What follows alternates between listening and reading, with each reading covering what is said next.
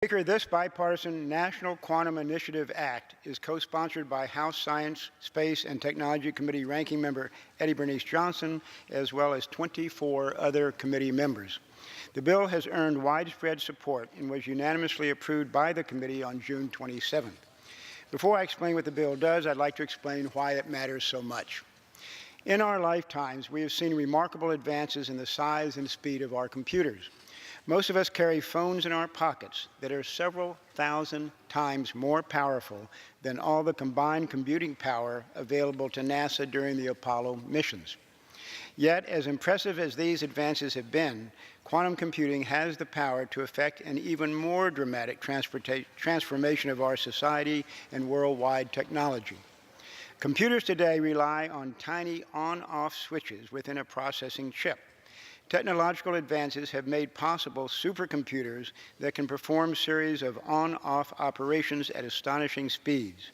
But classical computing technology is nearing its limits.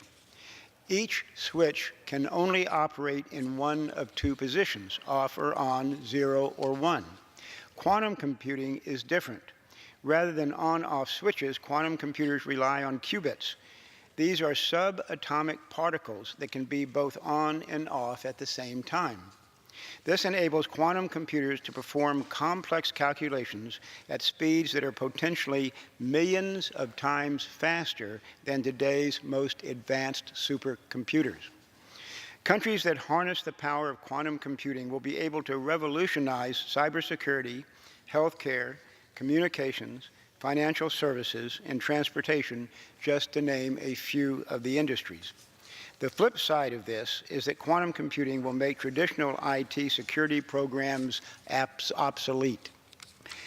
The nation that develops quantum communications technology first may be able to decode in a matter of seconds other countries' sensitive national security information, proprietary technologies, and personal information.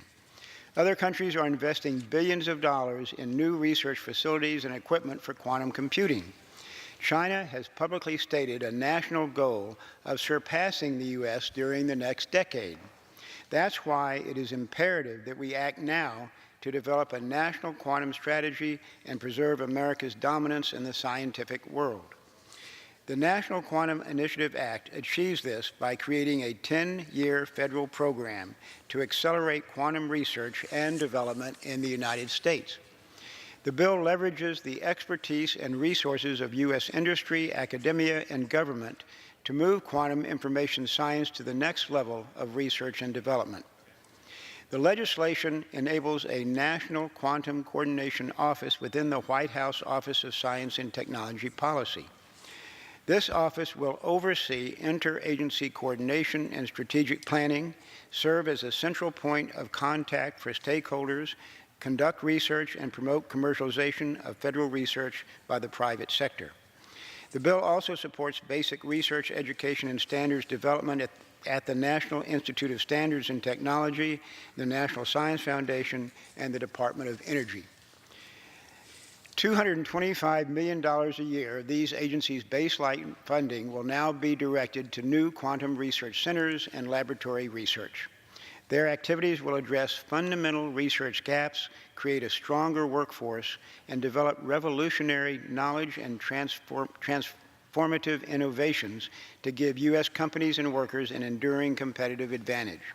The bill ensures that U.S. high-tech companies, which are investing heavily in quantum research and a surge of quantum technology startups, will contribute their knowledge and resources to a national effort. H.R. 6227 was developed with input from industry, academia, national laboratories, federal agencies, and the administration. It was an open and bipartisan process. The input of those stakeholders has yielded a strong consensus bill. Additionally, Senator Thune and Senator Nelson, the chairman and ranking member of the Senate Commerce Committee, have introduced a companion bill in the Senate. With bipartisan, bicameral support and the backing of the administration, I believe this bill could become law by the end of the year. Let's take action to spur America's quantum development. I urge my colleagues to support this bill and reserve the balance of my time.